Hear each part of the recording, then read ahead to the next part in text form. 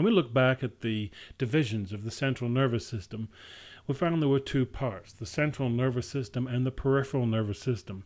The peripheral nervous system was subdivided into the somatic nervous system and the autonomic nervous system. The somatic nervous system is divided again into sensory nerves and the motor nerves, identified by their physical appearance and direction of impulse. Toward the central nervous system, that's the sensory nerves, and away from the central nervous system, the motor nerves. The spinal nerves are nerves of the peripheral nervous system, named for the region of the body where they are located.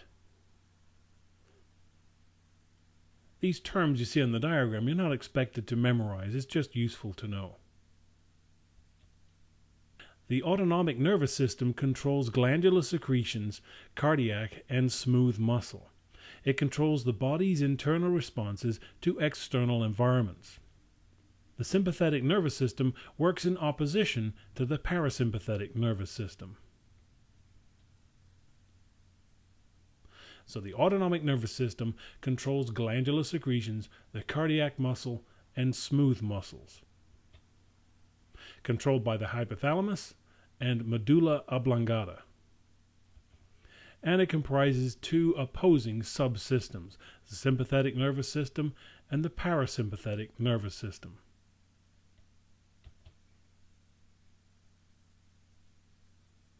This illustration from your text shows the structure and function of the autonomic nervous system. Both the sympathetic and parasympathetic nerves regulate the same organs, but with opposing effects. Norepinephrine is an excitatory neurotransmitter released by the sympathetic nerves in stressful situations. The sympathetic nervous system then is activated in the fight or flight response, a stressful situation that requires the body to channel its resources for a short time into body systems best equipped for a survival at all costs mentality.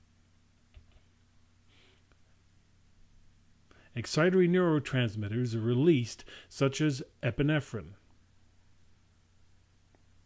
Acetylcholine acts as the excitatory neurotransmitter in the skeletal nervous system, and even the release of some hormones of the adrenal gland.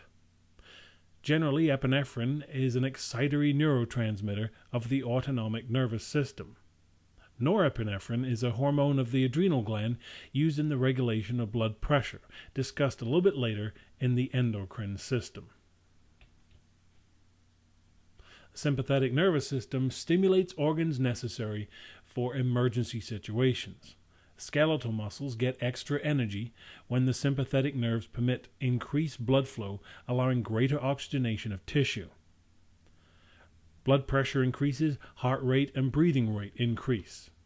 The sympathetic nervous system also decreases some organs' activities during the stressful situations. Digestive processes decrease as blood is channeled away to other parts of the body. That's where that sinking feeling comes from. These are uncontrollable responses to external stimuli that are exploited in lie detector tests during polygraphs. Polygraphs can detect some of the physiological changes caused when the sympathetic nervous system involuntarily activates during the course of lying. Its inaccuracy is based around the notion that your sympathetic nerves are active only in the course of lying, whereas many people are sufficiently stressed about the polygraph process itself. Parasympathetic nerves are activated when the body is calm and at rest, the rest and digest response. Acetylcholine stimulates organ responses. This promotes digestive function, slows heart rate and breathing rate, reduces blood pressure, and dilates blood vessels to reproductive organs. This is why penile erections cannot be attained when the body is under stress or if you're anxious.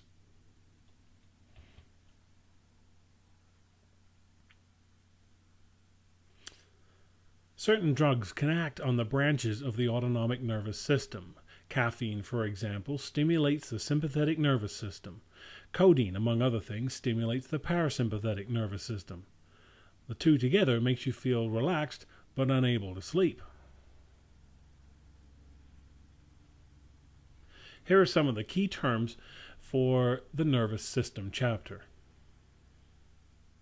please look at the graphic organizer on the summary page at the end of Chapter 11.